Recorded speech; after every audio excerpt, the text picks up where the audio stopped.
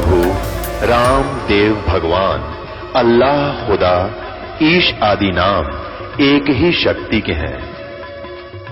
वो कैसा है, कहां है, कैसे मिलता है, किसने देखा है? ये प्रश्नवाचक चिन्ह पूर्ण रूप से हटाने के लिए अवश्य सुनिए जगत गुरु तत्वदर्शी संत रामपाल जी महाराज के अमृत वचन सर्व पवित्र धर्मों के पवित्र शास्त्रों के आधार पर। परमात्मा हमें याद दिलाते हैं कि इस कलयुग से पहले मानव शिक्षित नहीं था और बहुत अच्छा जीवन निर्वाह कर रहे थे। अब शिक्षित है लेकिन चैन किसी को नहीं। माया की हवस इतनी बढ़ गई, इसका कोई अंत नहीं रहा। और माया इकट्ठा करने के लिए कहाँ तक सतर गिर सकता है जीव के करैक्टर का, इसका भी कोई पैमाना नहीं रहा। शर्म लाज रही नहीं, न्याय रहा नहीं। गांव में पंचायत न्याय कर दिया करती, इतना अच्छा न्याय कर देते थे वो पुण्यात्मा निष्पक्ष भाव से, और गांव में एक शांति बनी रहती थी। नगर में ऐसे ही होता था। तो कहने का भाव ये है इस दास का कि जो अब ये शिक्षा हमें प्राप्त हुई है ये हमारी विनाशक है। परमाणु बम बना लिए, आकाश में उड़ने की प्रवृत्ति होगी, जहाज बना लिए, धक्के खाते अंडे बता इस जहाज जाम के अकेला टूट गया। जो संसारिक काल प्रेरणा से जो हमारी सोच है उसके आधार से तो बेशक मानव ने कितनी प्रोग्रेस कर ली हो, परंतु मनुष्य जीवन का जो मुख्य उद्देश्य था उसमें ये मान्य हो चुका है। क्योंकि अब नास्तिकता चरम सीमा पर जाने वाली है। जैसे पूरा चीन राष्ट्र नास्तिक हो चुका है, और यो संयुक्त राष्ट्र जिसको, और ये रूस वगैरह, इसका पूरा का पूरा उसका ग्रुप वो नास्तिक हो गया। इसका कारण क्या है कि परमात्मा की साधना ना करने से, सत साधना ना मिलने से मनुष्य को परमात्मा से लाभ मिलना बंद हो गया, जिस कारण से उसने मान लिया प्रभु है ही नहीं। और इसका मूल कारण है ये नकली गुरु, ये झूठे गुरु, झूठे आचार्य, जिनको कह का पता नहीं आध्यात्मिक मार्ग का, और ये गुरु बने बैठे, जनता का नाश कर दिया, भक्तों को उनको बर्बाद कर दिया। तो कहने का भाव यह है कि भले ही हमने ये सोच लिया हो कि मानव ने बहुत तरक्की कर ली, ये खाक तरक्की कर ली, 2 वर्ष वर्षा ना हो परमात्मा दया ना करें, ये जहाज, इनके हेलीकॉप्टर, ये कंप्यूटर, ये यही खड़े पड़े पड़े जर लग गए इनमें, कोई इनको यूज कर लिया नहीं पावे। तो हमारी यह भूल है, इस अध्यात्म ज्ञान से ये भूल समाप्त होगी। तो उद्देश्य ये है दास का कहने का कि जो शिक्षा परमात्मा ने ये देनी पड़ी, अब नहीं इस शिक्षा का अभी तक परमात्मा ने प्रचार नहीं होने दिया, कि पहले से ही नास्तिक हो जाते ये लोग। अब 50% आबादी मनुष्य जीवन मानव आस्तिक रह गया है, और वो पिछले संस्कार वश ही परमात्मा की चाह में भटक रहा है। उसको सही दिशा ना मिलने से ये काल के दूत, ऋषि, महर्षि, नकली गुरु, जिनको अपने सदग्रंथों का ज्ञान नहीं, इनके जाकर फंस जाते, और वहाँ से भी अब वो छिक चुके हैं, वहाँ से भी वो थक चुके हैं, हार चुके हैं, क्योंकि परमात्मा से लाभ उनको मिला नहीं। और वहाँ भी अब नास्तिकता पनपने लगी है। अब ये क्रिटिकल स्टेज आ रही है मानव की बिगड़ने और बढ़ने की। एक बार ये दास पूना गया था, हमारा एक सेवक है, तो वापस जहाज से आ रहे थे हम 2 जने।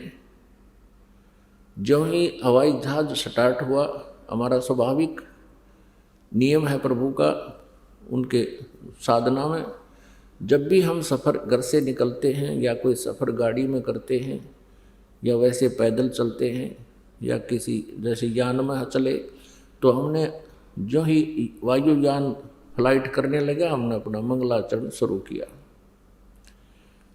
उसी सीट पर तीसरा और बैठा था। वो जब हमने वो अपना मंगलाचरण बोल लिया, वो बाबूजी कहता है, आप क्या कर रहे थे? क्या कर रहे थे? हमारी मंगल कामना कर रहे थे कि यात्रा सफल हो। अब हमने कोई खास जवाब नहीं दिया। मैं इसने कि कहूँ, कुछ गर्दन सी हिलाकर मैं चुप हो गया। अरे वाह, अब 20वीं सदी में, 21वीं सदी में, और ऐसे विचारों के लोग शेष हैं। कहीं भगवान नहीं है, आकाश तक ढूंढ लिया, सब तक खोज मार कर ली है, कहीं भगवान नहीं। मजमा देख, बुद्धू आदमी, इस गुग्गू ने क्या समझाओ बताइए? दो सुने नहीं, क्योंकि इसकी बुद्धि विपरीत फिट होगी। तो ऐसी स्थिति आ गई इस शिक्षा से। लेकिन ये शिक्षा अब अनिवार्य थी। अब इस भूल को मिटा दिया जाएगा। जो भूल हमारे लगा दी इस शिक्षा ने, जिसको विज्ञान बोलते हैं। विज्ञान का अर्थ विशेष ज्ञान होता है, विज्ञान का अर्थ भिन्न ज्ञान भी होता है। तो ये तत्व ज्ञान भी विज्ञान है। जिस विज्ञान ने हमारे को बर्बाद कर दिया, अब ये विज्ञान, ये तत्व ज्ञान हमें फिर से आबाद कर देगा। तो पुण्यात्माओं, परमेश्वर कबीर जी ने 600 वर्ष पहले कहा था कि धर्मदास तो लाख दुहाई, ये मूल ज्ञान, ये तत्व ज्ञान की तो बार ना बताना। परमेश्वर ने अपनी वाणी में लिखा है, कबीर सागर में, सच्चिदानंद घन ब्रह्म की वाणी में, सूक्ष्म वेद में, उस तत्व ज्ञान में,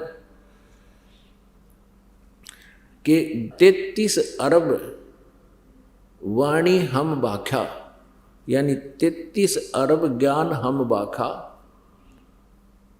और मूल ज्ञान अभी तक गुप्त ही रखा। अब 33 अरब वाणी बोल दी परमात्मा ने, 33 अरब, और वेदों में तो कुछ 2000 मंत्र भी को ना। और उस परमेश्वर ने कहा 33 अरब मंत्र श्लोक बोल दिए हमने, वो कुछ एक संग्रह किए गए हैं। और कहते हैं मूल ज्ञान हमने गुप्त ही रखा। तो वो मूल ज्ञान अब प्रकट करना था परमात्मा ने, अब वो प्रकट हो रहा है। सन 1947 से भारतवर्ष स्वतंत्र हुआ, उसी समय से समझ लो या पिछली पीढ़ी, यानी दूसरा मध्य का चरण शुरू हो गया। प्रथम चरण में परमात्मा आए थे और मगहर से सहशरीर चले गए थे। मगहर नगर से, एक नगर है, एक छोटा सा कस्बा है मगहर, गोरखपुर के पास, वहाँ से परमात्मा सहशरीर चले गए थे और हजारों की संख्या में वहाँ दर्शक उपस्थित थे,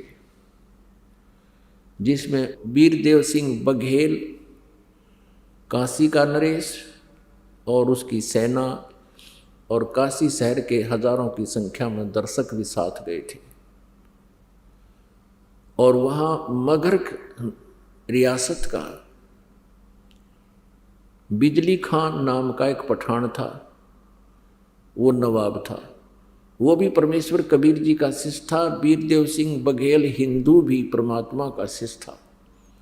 वो दोनों ही भाई उपस्थित थे। हिंदू और मुसलमान दोनों ही परमात्मा के ज्ञान से परिचित हुए थे। दोनों ने परमात्मा को गुरु धारण किया था।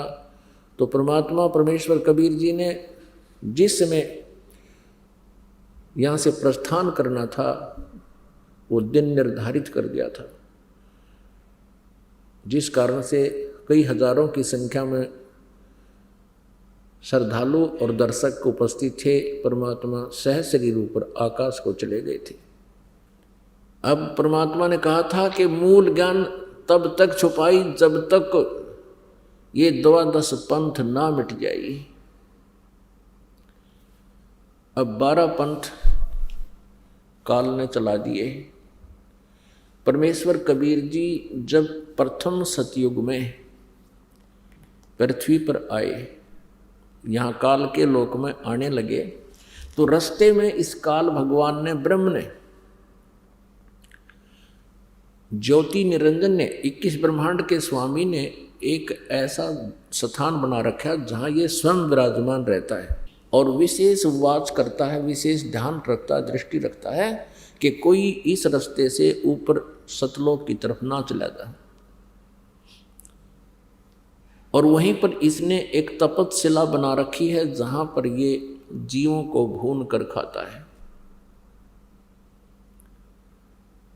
मानव शरीरधारी प्राणियों को उस तपस्शिला के ऊपर भूनकर, यानी उनको अच्छी तरह तड़फाकर उनमें से ये वासना गंध निकालता है और उस गंध को ये खाता है।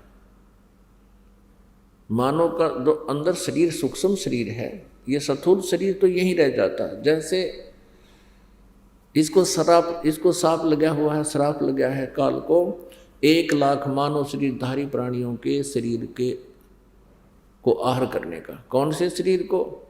स्थूल शरीर के अंदर सूक्ष्म शरीर है, सूक्ष्म शरीर के अंदर पूरे जीवन में हम जितने भी चटपटे खट्टे मीठे आहार करते हैं, व्यसन करते हैं, आप देखते हो मानुष जीवन का आहार, पशु पक्षियों को देखो आप, एक सात्विक आहार करते हैं कुछ पक्षी, और कुछ एक ऐसे हैं मांसाहारी हैं जो मेंढक मच्छी आदि खाते हैं।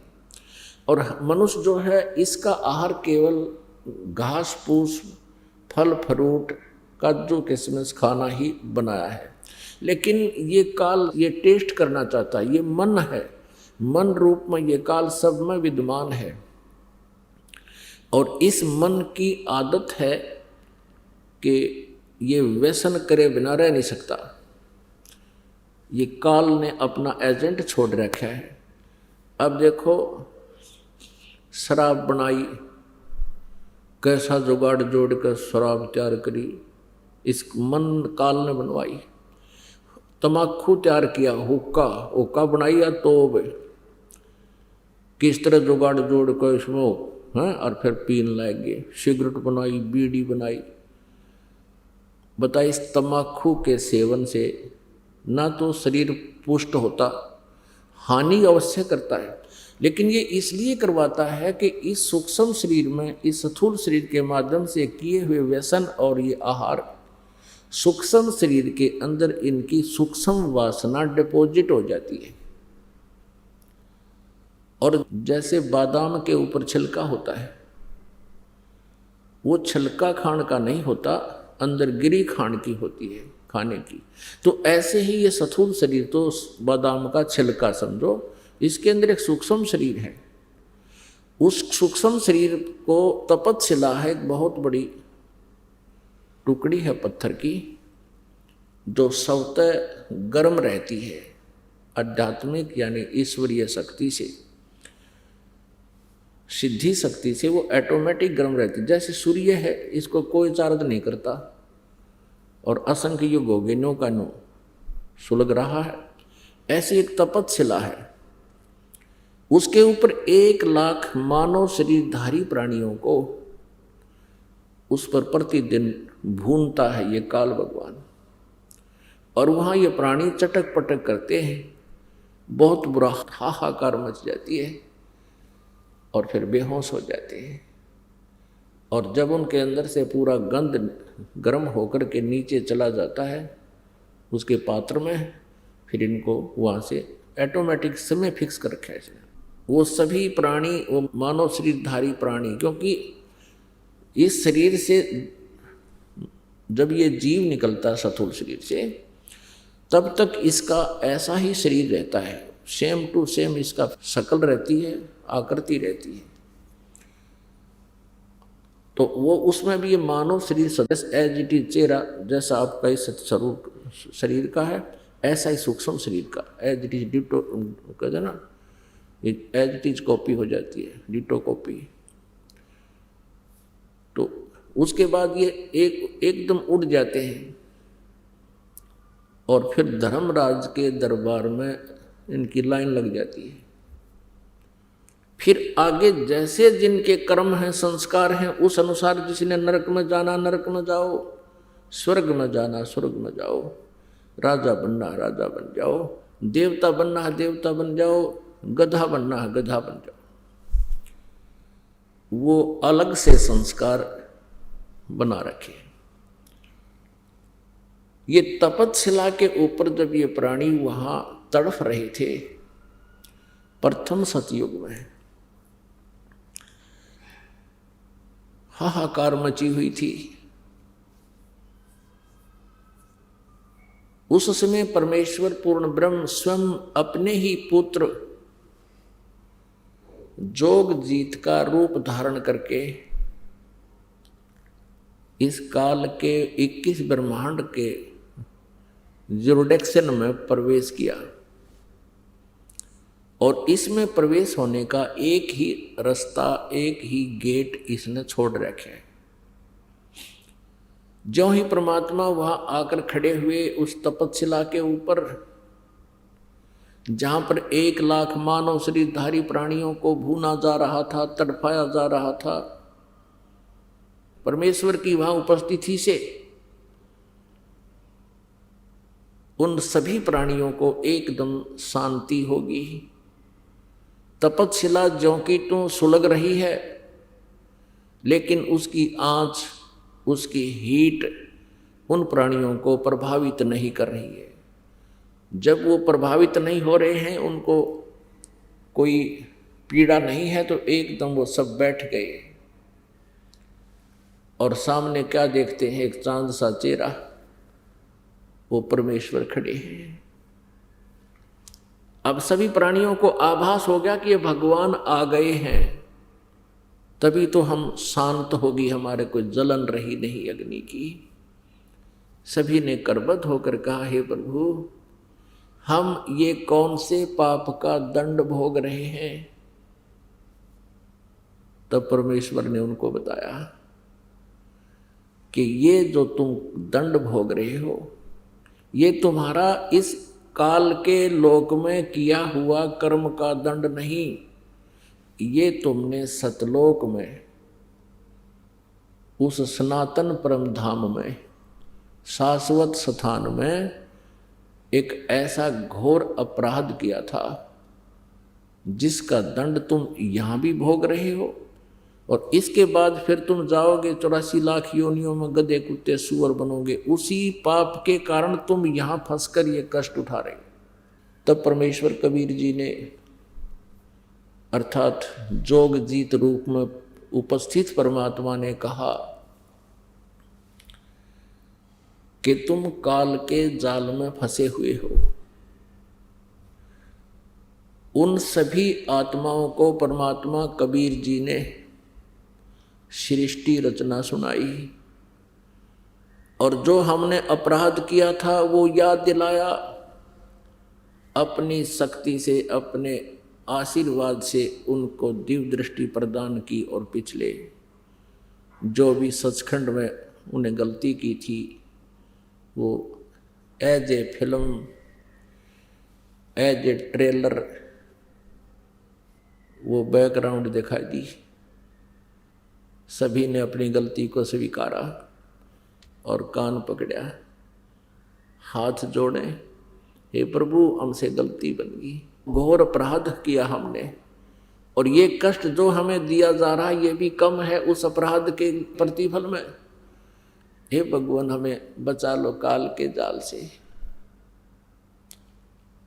हमें यहाँ से ले चलो सतलोक में, या तो दुख ही दुख है। अपनात्माओं, जब तक ये प्राणी यहाँ इस माहौल में सेट हो रहा है तो इसको कोई प्रॉब्लम नहीं।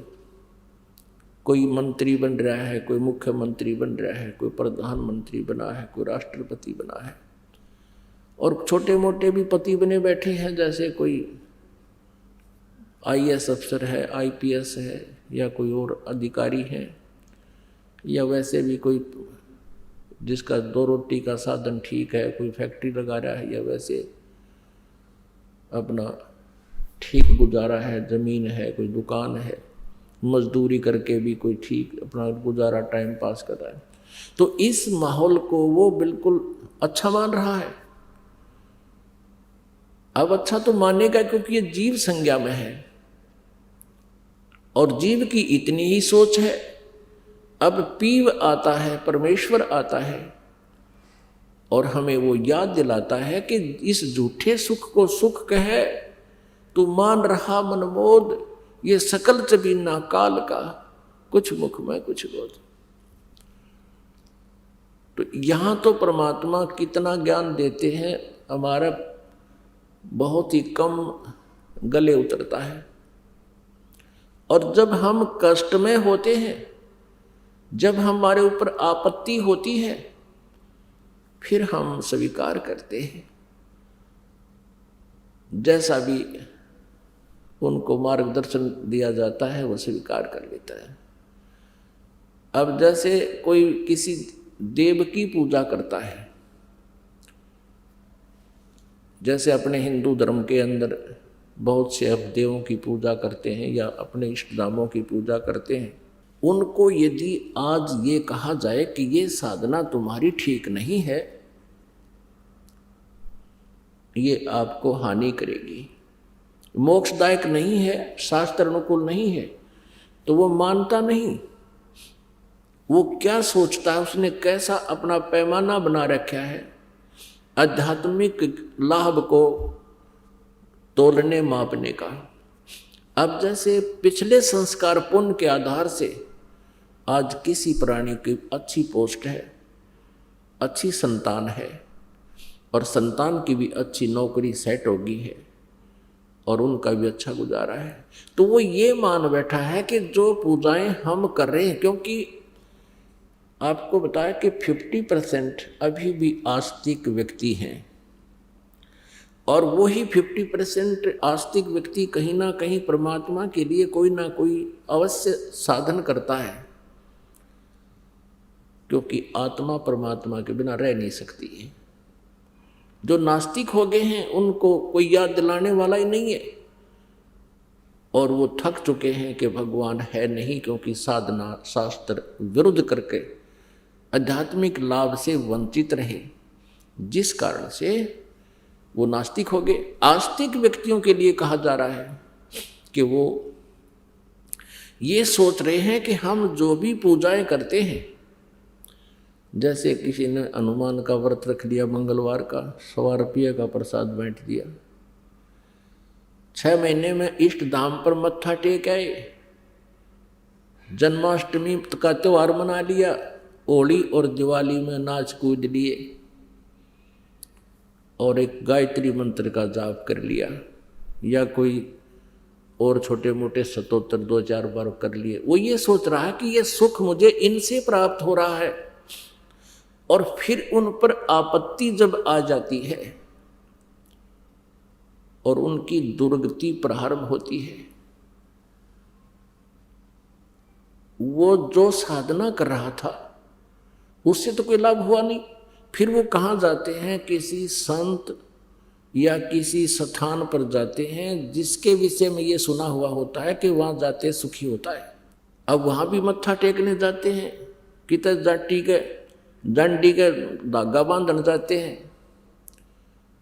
अब वहाँ भी जब वो धक्के खा लेते हैं, कोई आराम नहीं होता और दुर्गति चरम सीमा पर होती है, उस समय कोई संत उनको मिलता है और वो फिर कहता है कि तुम ये साधना त्यागनी पड़ेगी और जैसे हम बताएंगे ऐसे करना होगा, तो वो तुरंत मान जाते हैं, जैसा आप कहोगे वैसा ही कर लेंगे।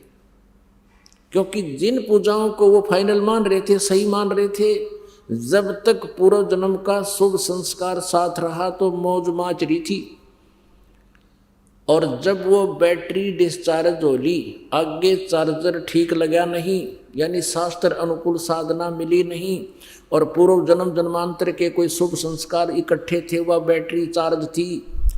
अब वो चार्जर ठीक ना लगने से वो पूर्व जन्म की बैटरी डिस्चार्ज होगी, वो पुण्य समाप्त हो गए। और जब तक वो बैटरी चार्ज थी, इन्वर्टर की चार्जर बेशक मत लाओ, तो भी वो अपना काम प्रॉपर कर रही होती है, ट्यूब भी जग रही होती है, पंखा भी चल रहा होता है, बस नो प्रॉब्लम। और किसी बुद्धिमान को पता है कि तुम चार्जर लगाओ, तुम्हारा चार्जर नहीं लगा है, वो मान जाते हैं तो उनकी बैटरी ठीक चार्ज होती रहती है, फिर आपत्ति नहीं आती समय आने पर। और जो नहीं मानते हैं वो कहते हैं नहीं ठीक है, हमारी बैटरी ठीक चल रही है, तो वो अनजान है। और जब वो पूर्व जन्म के संस्कार समाप्त हो जाएंगे, उसके तुरंत बाद एकदम जैसे इन्वर्टर की बैटरी जब डिस्चार्ज होगी तो सारी सुविधाएं बंद हो जाएंगी, ना ट्यूब चले, ना पंखा चले, ना और कोई कार्य हो। तो परमेश्वर कबीर जी ने जब वहाँ उन तपतशिला पर जल रही उन आत्माओं से कहा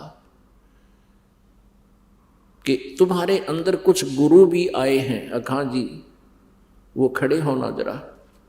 वो खड़े हो गए, सैकड़ों की संख्या में वो नकली गुरु दुनिया में भ्रमित कर रहे थे। आप जी किस इष्ट की पूजा करते थे? परमेश्वर ने पूछा। एक कहता जी मैं हनुमान जी की पूजा करता था। हनुमान जी ने कब कहा अपनी पूजा कराने को? अरे वो तो भगत थे, वो तो स्वयं पूजा करते थे भगवान की। और कोई भगत अपनी पूजा करवाने को नहीं कहेगा, वो कहेगा तो भगवान की पूजा के लिए ही आपको हिदायत दे सकता है। और यदि कोई भक्त अपनी पूजा कराता है, वो भक्त नहीं, वो दुष्ट है। हनुमान जी ने कभी नहीं कहा मेरी पूजा कर लो, तुम तो दंगताना कर रहे हो उसके साथ। वो क्या कहता है, अरे जी हमने तो ऐसा सुना था। वो गुरु कहता है, वो आचार्य कहता है, नकली। हमने तो ऐसा सुना था कि हनुमान जी भगवान शिव के अवतार हैं। हनुमान जी की पूजा करने से भगवान शिव की पूजा हो जाती है। और हनुमान जी के हृदय में श्री राम और श्री लक्ष्मण और श्री सीता जी विद्यमान हैं। उन्होंने अपना सीना खोल के दिखाया था। तो हनुमान की पूजा करने से श्री राम की यानी विष्णु की भी पूजा हो जाती है। फिर परमात्मा ने पूछा और क्या डले डोया करता तू, और भी बता दे। कि गीता जी का मैं नित्य पाठ किया करता और औरों को भी समझाता था कि गीता जी का पाठ करते ही रहना चाहिए। अब परमेश्वर ने कहा रबले पुरुष, अब गीता जी में 18 अध्याय हैं, और यदि हनुमान जी की पूजा से ही विष्णु जी और शिव जी की पूजा का लाभ मिलना होता तो उन 18 अध्याय का ज्ञान देने की परमात्मा को क्यों आवश्यकता पड़ी? 2 शब्द कह देता, हनुमान की पूजा कर लियो और विष्णु और शिव जी की तुम्हारी वाय पूजा हो जाएगी। है भले आदमी। अब तुझे क्या मिला यहाँ पर? अब भुगत रहा है तू। और अब क्या होगा तेरा? नरक में जाएगा सीधा। तेरी कोई चार भक्ति ठीक नहीं थी, शास्त्र विरुद्ध साधना तू कर रहा था। अब परमेश्वर ने उनको बहुत लताड़ा। लताड़न का मतलब है ज्ञान से समझा कि तुमने अपना जीवन बर्बाद किया, लाखों व्यक्तियों को डबो दिया। ये दंत कथा लोक वेद सुना सुना के शास्त्र विधि को त्याग कर मनमाना आचरण तुमने किया और अपने अनुयायियों से करवाया, जिस कारण आज तुम्हारी ये दुर्गति हो रही है। और आगे देखना क्या होगा तुम्हारे साथ। परमात्मा ने बताया कि तुम्हारे इतिहास में, क्योंकि प्रत्येक प्राणी के अंतःकरण में उसके पुण्य और पाप कोड वर्डों में अंकित होते हैं। परमात्मा ने उसी समय अपनी शक्ति से उसके किए हुए क्रम सामने दिखा दिए। ये देख, अब तू क्या बनेगा? गधे की योनि में जाएगा यहां से सीधा। अब बनेगा तू आचार्य। ऐसे ही वो एक दूसरा खड़ा था, कहा जी मैं तो वेदों अनुसार साधना करता था। वेदों अनुसार क्या साधना करता था? कि गायत्री का जाप करता था, गायत्री मंत्र का जाप करता था मैं। अब परमात्मा ने कहा कि गायत्री मंत्र क्या चीज है? कि ये ऋषियों की खोज है, ऋषियों ने अपने अनुभव से इसको खोजा है। अब परमात्मा बोले बुद्धू तू बात तो बनाओ, मैं वेद पढ़ा करता, इतने कह पता नहीं गायत्री मंत्र क्या है। ये यजुर्वेद के 36वें अध्याय का 3रा मंत्र है। उसमें ओम शब्द नहीं है और ना ही इसके साथ ओम शब्द जोड़ना चाहिए। आप ओम शब्द लगा कर इस भूर्भुव स्व तत्सवितुर्वरेण्यम भर्गो देवस्य धीमहि धियो यो न प्रचोदयात्, इस मंत्र के साथ यदि ओम शब्द लगाते हो तो इसको भी निष्क्रिय कर रहे हो, परमात्मा का अपमान कर रहे हो। ओम शब्द नहीं लगाना चाहिए, क्योंकि ओम नाम है ब्रह्म का, ओम मंत्र है ब्रह्म का, और ये भूर्भुव स्व जो महिमा है ये पूर्ण परमात्मा की, परम अक्षर ब्रह्म की। अब जैसे प्रधानमंत्री जी को आप कोई एप्लीकेशन लिखते हो और शुरू में लिख दे मुख्यमंत्री जी और उसका नाम लिख दे, वो कागज ने पाट देंगे कलर वहाँ पर कि तो मुख्यमंत्री की तरफ है, नीचे भेज दो इसको। तो ओम नाम इस मंत्र यजुर्वेद अध्याय 36 के मंत्र 3 के साथ नहीं लगाना चाहिए। इसको कहते हैं यो खचड़ा ज्ञान। ये लोक वेद, दंत कथा, शास्त्र विधि त्याग कर मनमान आचरण आपको दिखाते हैं। ये यजुर्वेद अध्याय नंबर 36 का 3 मंत्र में कहीं ओम नहीं लगा इसमें। ये देखिएगा यजुर्वेद प्रकाशक हैं सार्वदेशिक आर्य प्रतिनिधि सभा 2/5 महर्षि सिद्धांत भवन रामलीला मैदान नई दिल्ली से ये छपी है, प्रकाशित है। और इसके अनुवाद करता है महर्षि दानंद सरस्वती, आर्य समाज प्रवर्तक, ये इसके मुद्रक हैं। अब 36वां अध्याय का 3रा श्लोक आप ये देखिएगा, ये है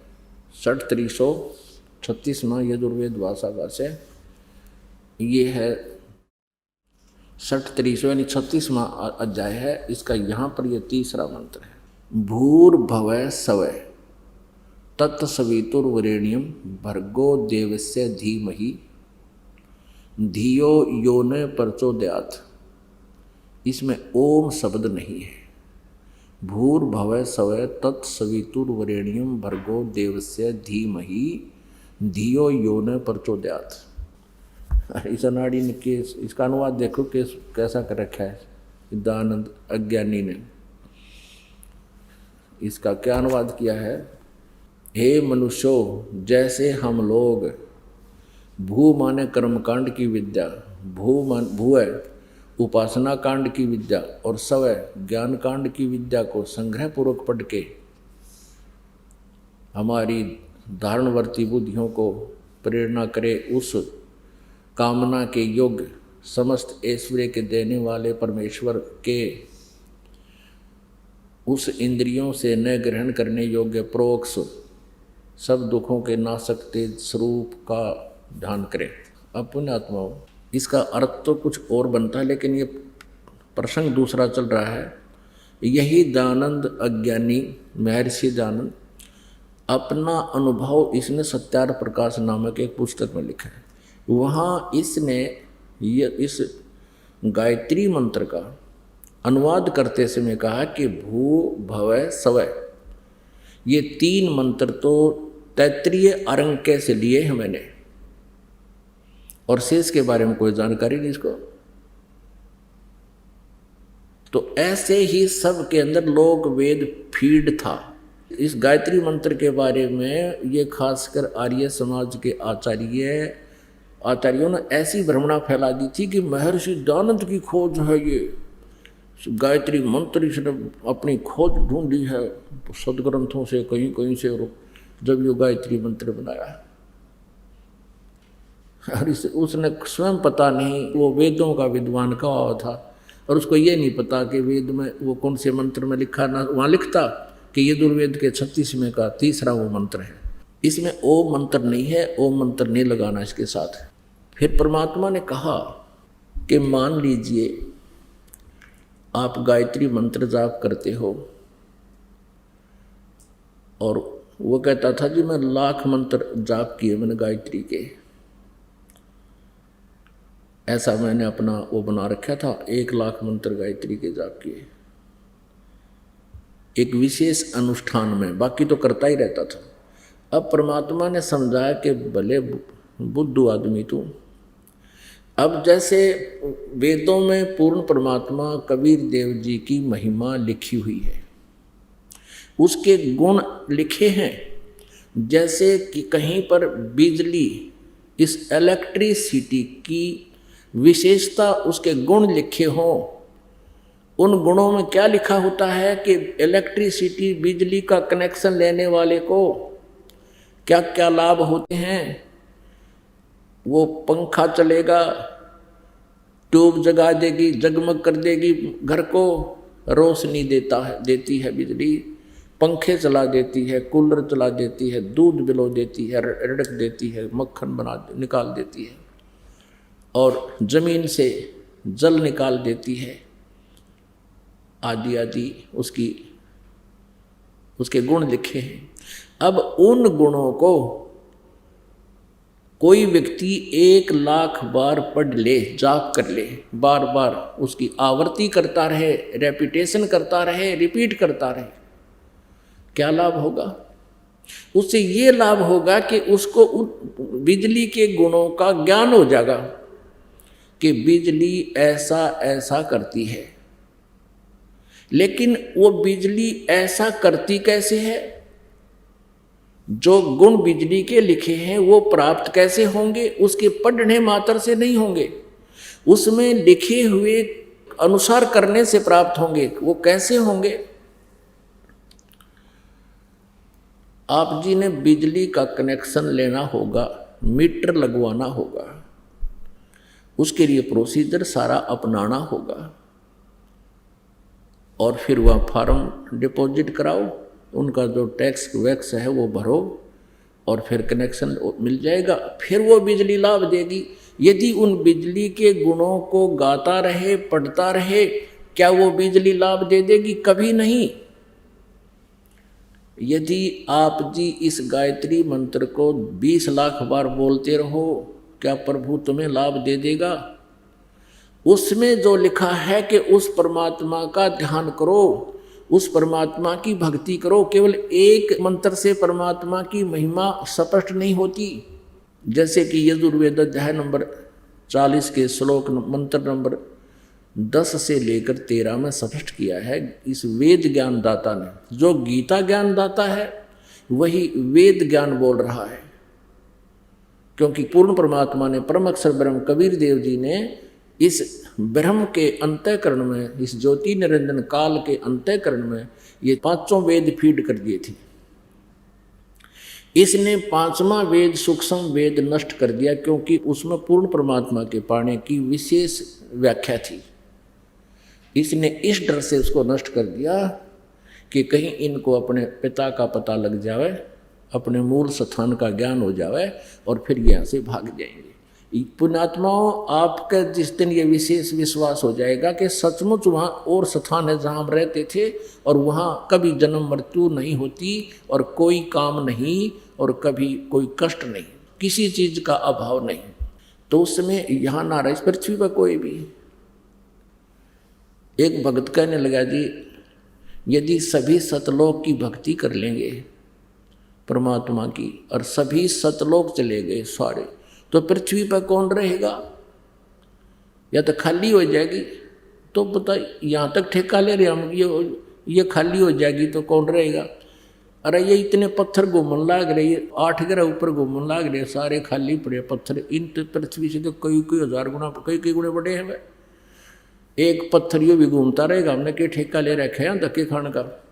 और हम वहाँ चलेंगे जहाँ पर सारी सुविधाएं, और वहाँ फिर कभी मृत्यु नहीं हो। यहाँ तो मृत्यु डेफिनेट होगी। आज जिन सुविधाओं को अपनी मान रहा है ये तेरे पास नहीं रहेंगी। आज से तू कोई किसी भी अच्छी पोस्ट पर है, या कितना फैक्ट्री का मालिक है, कल मृत्यु होगी, अगले दिन तू गधा बन कर वहीं खड़ा पाओगा उस फैक्ट्री का पिछले पास है। तो क्या सुविधा है ये तुम्हारी? तो फिर ये जब आपको विश्वास हो जाएगा, क्योंकि परमेश्वर का ये गॉड गिवन जो है ज्ञान है, किसी डूम बाट के गीत नहीं है ये, कि उन्हें अपने स्वार्थवश सुखी महिमा बना रखी हो किसी की। उस परमेश्वर ने स्वयं आकर बताया कि वहाँ ऐसा ऐसा है, यहाँ तो मृत्यु होगी और जन्म भी होगा आपका। जन्म मनमाने का देखा हो गया, फिर ये सुविधा कहाँ गई आपकी जिनको आज तू देखकर प्रसन्न हुआ बैठा है। और वहाँ जाने के बाद फिर कभी जन्म मृत्यु नहीं होती, जरा मरण नहीं होता।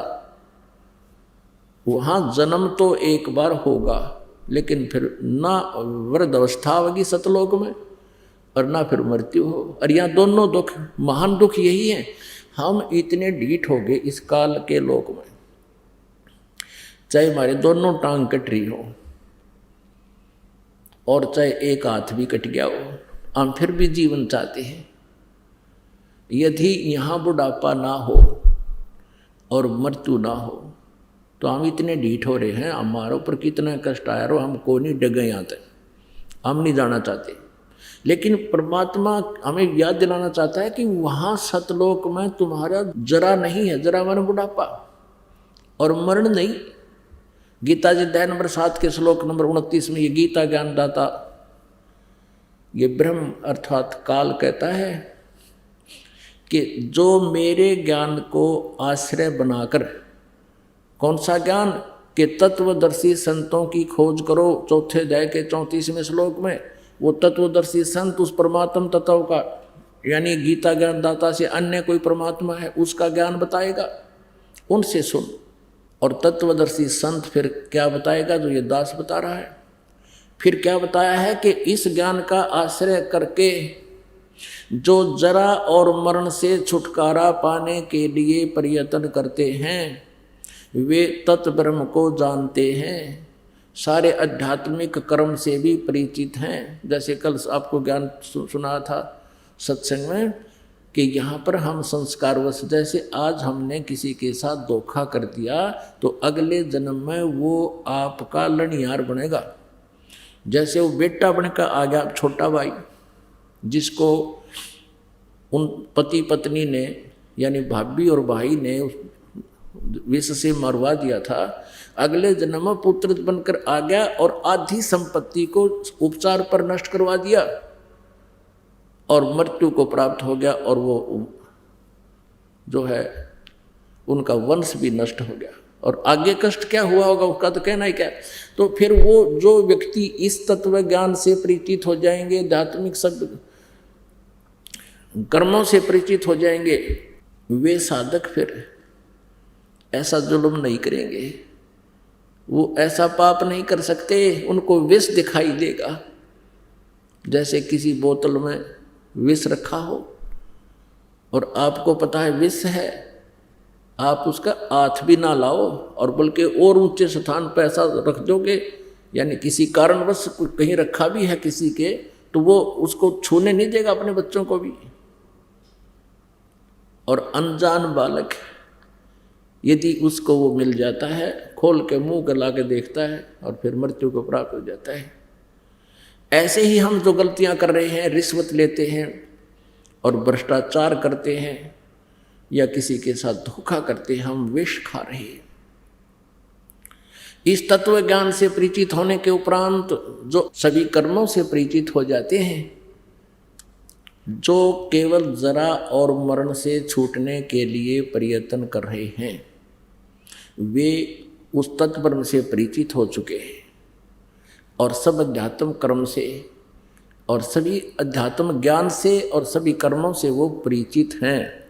तो पुण्यात्माओं, जो प्रसंग चल रहा है, जैसे हम सतलोक में जाएंगे और वहाँ जरा और मरण नहीं है। जरा मीन बुढ़ापा और मरण मीन मृत्यु। सबसे बड़ा कैर जीव पर ये और न्यारा है। बुढ़ापे में सारी आपदाएं आती है प्राणी पर, और मृत्यु सबसे बूंदी। अब से हम कितना कष्ट पा रहे हैं, कितने वृद्ध हो गए हैं, हम मृत्यु नहीं चाहते और बुढ़ापा पसंद कतई नहीं करते, और दोनों कंपलसरी। यहाँ पर ऐसा क्यों नहीं चाहते? क्योंकि हम उस लोक से आए हुए हैं जहाँ पर ये दोनों नहीं थे, और वहीं हम चले जाएंगे तो ये दोनों समाप्त होंगे, अन्यथा नहीं हो सकते। अब परमात्मा ने बताया कि तुम गायत्री मंत्र का जाप करते हो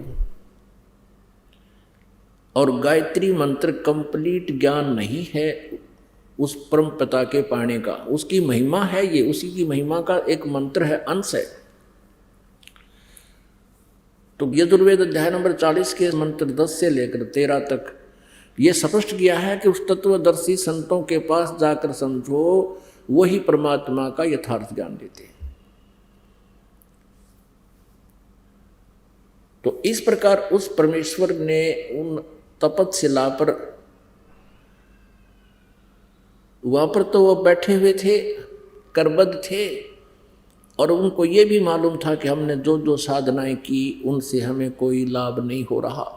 तो परमेश्वर ने कहा, वो जो ये कहता था कि मैं वेदों अनुसार साधना करता हूँ, ओम नाम का जाप करता हूँ, मेडिटेशन करता हूँ, तो परमेश्वर ने कहा कि जो साधना आप कर रहे हो, ओम नाम का जाप और वेदों अनुसार और गायत्री मंत्र है, गायत्री मंत्र से आपको कोई लाभ नहीं, क्योंकि सदग्रंथों के जो पाठ के करने से,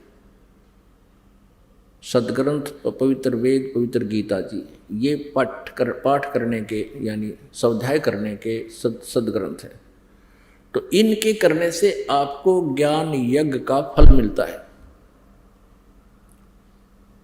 अब जैसे स्वाध्याय करते हैं, चाहे वेदों के मंत्रों को 10-20 मंत्र प्रतिदिन पढ़ लिए, या कोई गीता जी का एक अध्याय का प्रतिदिन पाठ कर लिया, ये स्वाध्याय कहलाता है, ये ज्ञान यज्ञ है। ये वैसे 5 यज्ञ करनी होती हैं। एक यज्ञ है धर्म की, दूसरी यज्ञ है ध्यान, तीसरी यज्ञ हवन की, चौथी यज्ञ प्रणाम, और 5वीं यज्ञ ज्ञान है। ये 5 यज्ञ भी आप कर लोगे, एक यज्ञ से भी लाभ नहीं होगा, जैसे कोई हवन करके राजी हो रहा है, नहीं, 5 यज्ञ भी आप कर लोगे और आपके पास सत भक्ति जाप करने का मंत्र नहीं है, शास्त्र अनुकूल साधना नहीं है, वो मंत्र ठीक नहीं है, तो भी आपकी 5 यज्ञ यूजलेस होगी, व्यर्थ हुई। कैसे?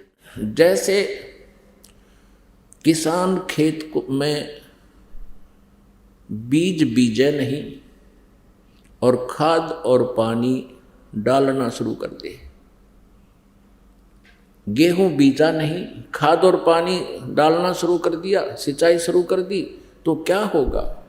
उसमें खरपतवार उग जाएगा, और वो पशुओं के काम तो आ सके घास फूस, बाकी उसका मूल उद्देश्य नहीं रहा।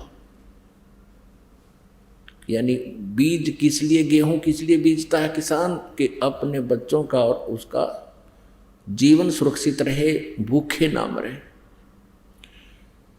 और बीज के, गेहूं बीज के फिर खाद पानी डाले तो उसका लाभ गणा हो। यदि बीज बो दिया और खाद पानी नहीं डाला तो भी यूजलेस है। कहने का भाव दास का ये है कि आप जी यदि कोई एक यज्ञ भी कर रहे हो, जैसे खाद डाल दिया और जल डाला नहीं, तो भी यूजलेस है। तो ऐसे ही एक हवन यज्ञ के ऊपर गाटा जोड़ रहे, कई तो स्वाहा स्वाहा सारा दिन एक घंटा लगे रहे, और वो 4 यज्ञ और रहेगी, खाद डाल दिया जल नहीं डाला तो भी जड़गी खेती। तो ये अल्पज लोगों का, नीम हकीम नकली गुरुओं का ये मार्ग शास्त्र विदिता का मनमाना आचरण है, जिसके विषय में गीता जी अध्याय नंबर 16 के श्लोक नंबर 23 में और 24 में स्पष्ट किया है कि उनको कोई लाभ नहीं होता। अब दूसरा उदाहरण देते हैं। अब जैसे बीज भी बीज लिया, गेहूं के स्थान पर भांग बो दी और खाद पानी शुरू कर दिया, तो भांग ही होगी उसमें। ऐसे ही परमात्मा उसको समझा रहे हैं जो कहता मैं वेदों अनुसार साधना करता हूं। परमेश्वर ने बताया कि आप ओम नाम का जाप करते थे, हाँ जी, और आप गीता जी भी पढ़ते थे, हाँ जी, गीता जी उसने खुद बोलकर बताया, उस साधक ने, उस गुरु ने, दूसरे आचार्य ने तो कहता मैं वेदों अनुसार साधना करता हूं, कि गीता जी अध्याय नंबर 8 के श्लोक नंबर 13 में गीता ज्ञानदाता भगवान कहता है कि ओम इति एकाक्षरम ब्रह्म व्यवहारन माम अनुसमरण ये प्रयाति तदंदेहम स याति परमाम गतिम। मुझ ब्रह्म का केवल एक ओम अक्षर है, उच्चारण करके सिमरण करता हुआ ये प्रयाति तदंदेहम, जो शरीर छोड़कर जाते हुए उसका जाप करता हुआ जाता है, स याति परमाम गतिम। तो बताता है कि ओम नाम का जाप करने से परमात्मा की परम गति प्राप्त हो जाती है। परमेश्वर ने पूछा कि ओम नाम के जाप करने वाले को कौन सी गति प्राप्त होती है, कहाँ जाता है, कि ब्रह्मलोक में पहुंच जाता है। परमेश्वर ने कहा कि 8वें अध्याय के 16वें श्लोक में गीता जी में कहा है कि ब्रह्मलोक पर्यंत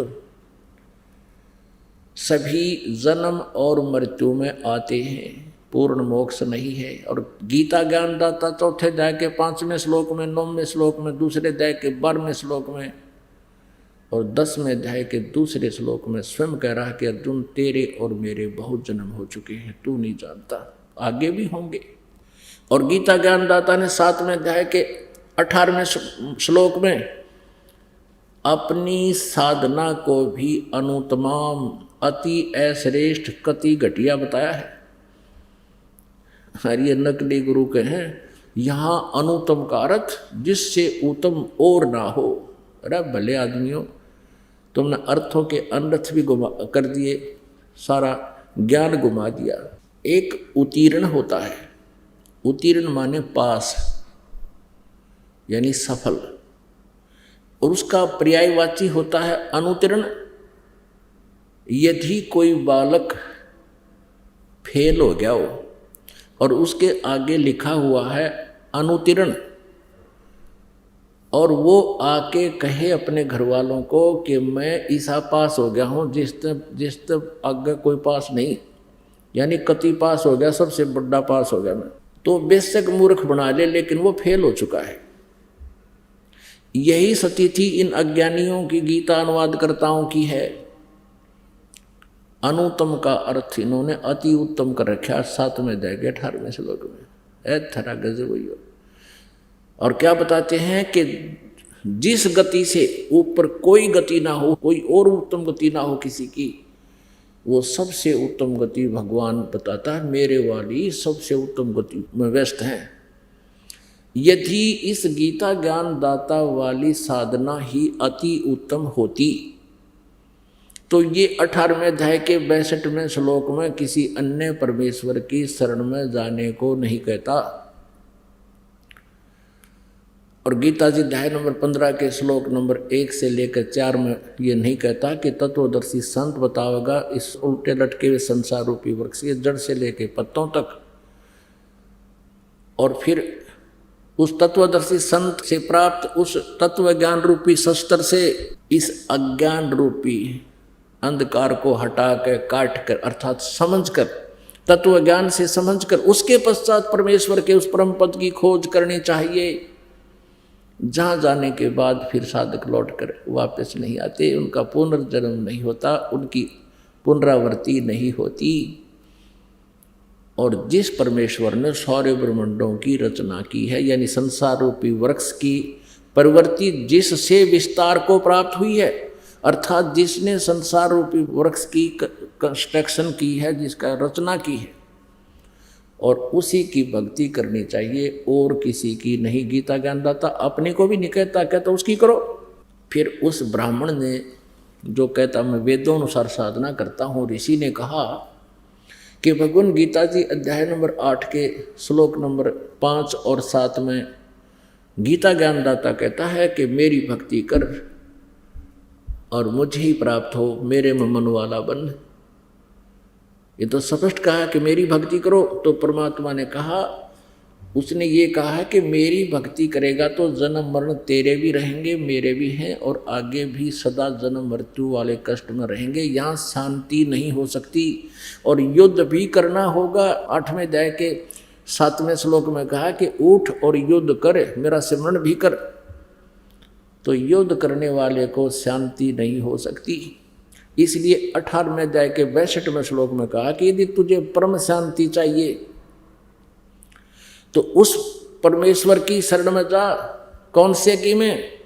8वें अध्याय के एक मंत्र में अर्जुन ने पूछा गीता ज्ञानदाता से कि भगवान आपने 7वें अध्याय के 29वें श्लोक में कहा है कि मेरे इस ज्ञान का आश्रित होकर के जो जरा मरण से छूटने का प्रयत्न करते हैं वो उस तत्ब्रह्म को जान चुके हैं, सारे अध्यात्म ज्ञान से परिचित हैं और सब कर्मों से परिचित है। तो किम तत्ब्रह्म 8वें अध्याय के प्रथम मंत्र में पूछा अर्जुन ने भगवान से, गीता ज्ञानदाता से। तो उसने गीता ज्ञानदाता ने 8वें अध्याय के 3रे मंत्र में कहा है वो परम अक्षर ब्रह्म है। 8वें अध्याय के 3रे मंत्र में श्लोक में गीता जी में कहा कि वो परम अक्षर ब्रह्म है, वो गीता ज्ञानदाता से अन्य है, जिसके विषय में 15वें अध्याय के 16 और 17 में 3 प्रभु बताए हैं, 3 पुरुष बताए हैं, सरपुरुष और अक्षर पुरुष।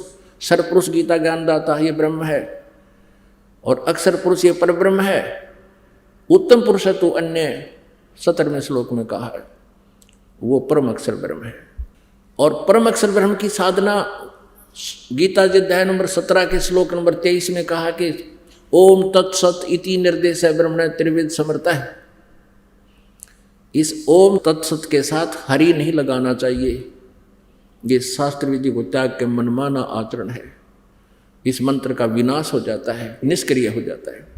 ओम तत्सत इति निर्देश है ब्रह्मण त्रिविध समर्थ है। ब्रह्मण माने परम अक्षर ब्रह्म, सचिदानंद घन ब्रह्म के पाने का ओम तत्सत ये 3 मंत्र का जाप है। तत् और सती सांकेतिक है। ओम तत्सत ये कोई जाप नहीं है। ये तत् अक्षर पुरुष का जाप है और ओम ये सर पुरुष का है ब्रह्म का, और सत ये परम अक्षर ब्रह्म का है, परम अक्षर पुरुष का है। ये तत् और सत सांकेतिक है, ये दास बताओगा, ये कोड वर्ड है। इसलिए तत्वदर्शी संत के लिए ऑप्शन छोड़ रखी है गीता ज्ञानदाता ने 4थे अध्याय के 34वें श्लोक में। तब परमेश्वर ने कहा उस अनाड़ी से कि तूने 8वें अध्याय का 7वां और 5वां श्लोक तक पढ़ लिया, अब 8वां 9वां 10वां 8वें अध्याय का ये भी तो गीता जी में लिखा है, इस पर ध्यान ना गया तेरा मूर्ख।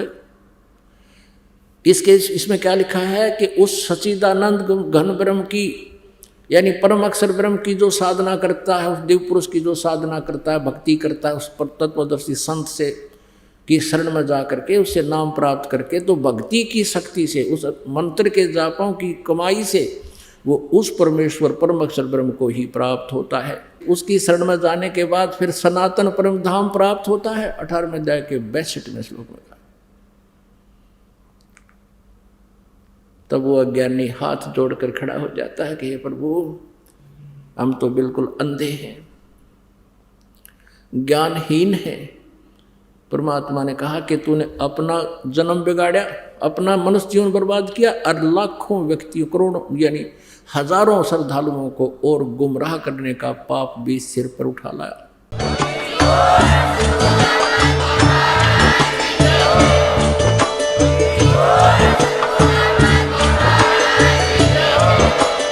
आप सुन रहे थे जगत गुरु तत्वदर्शी संत रामपाल जी महाराज जी के मंगल प्रवचन। अधिक जानकारी के लिए विजिट कीजिए हमारी वेबसाइट www.jagatgururampalji.org। संत रामपाल जी महाराज जी के शुभ आशीर्वाद से पूरे विश्व भर में 500 से भी ज्यादा नाम दीक्षा केंद्र हैं, जिन पर संत रामपाल जी महाराज जी द्वारा ऑनलाइन निःशुल्क नाम दीक्षा दी जा रही है। अपने नजदीकी नाम दीक्षा केंद्र का पता करने के लिए संपर्क करें 8222880541।